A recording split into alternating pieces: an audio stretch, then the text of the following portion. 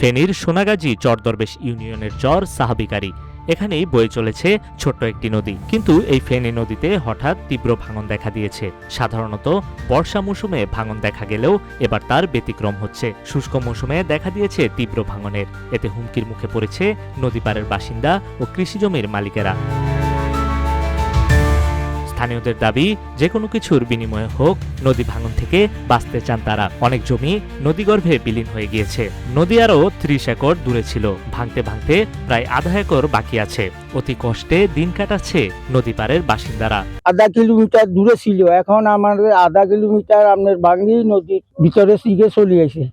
এখন অনেক বাড়িঘর আপনার নষ্ট হইতেছে, জায়গা জমি যাইতেছে, আমাদের জমিও ভাঙি গেছে। আপনার যত কিছুর বিনিময়ে হোক আপনারা একটু চেষ্টা করবেন আমাদের এই নদীটা আপনার।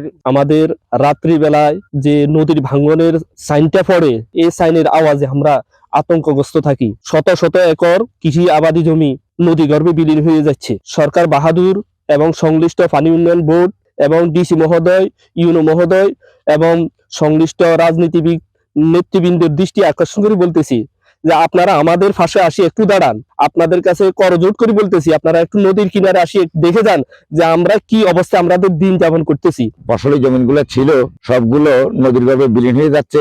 শত শত বাড়িঘর এর মধ্যে বিলীন হয়ে গিয়েছে। বর্তমানে প্রত্যন্ত গ্রাম অঞ্চল হিসাবে অসহায় মানুষ মানবতার জীবনযাপন করছে। এই পরিপ্রেক্ষিতে সরকারের প্রশাসন থেকে যেইটুকু পদক্ষেপ নেওয়া হচ্ছে তা আসলে প্রয়োজনের তুলনায় অপ্রতুল।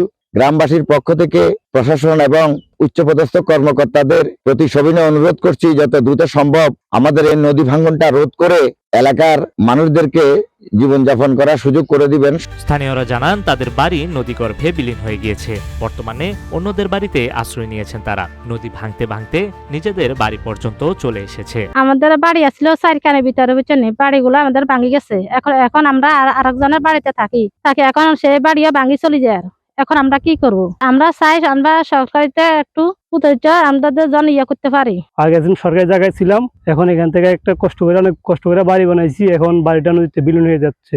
এখন কি করব আমি নিজে ভাবতেছি না। আর একটা কর্ম যে সে তবে কেমন নাই। এখন আপনারা যে একটু চান আমাদের দিকে, তাহলে আমরা থাকতে পারবো, নাহলে আমরা তো আর থাকতে পারবো না। নদী ভাঙনের বিষয়ে উপজেলা নির্বাহী অফিসার রিগান চাকমা জানিয়েছেন, আমি নদী ভাঙনের পুরো বিষয়টি জেলা প্রশাসক ও পানি উন্নয়ন বোর্ডকে অবগত করেছি। তবে মুসাপুর রেগুলেটর পুনর্নির্মাণ না হলে ভাঙন রোধ করা সম্ভব নয়। এ ভাঙন নিয়েও আমি জেলা প্রশাসক মহোদয় সহ পানি উন্নয়ন বোর্ড কর্তৃপক্ষকে দ্রুত ব্যবস্থা গ্রহণের আহ্বান জানাবো।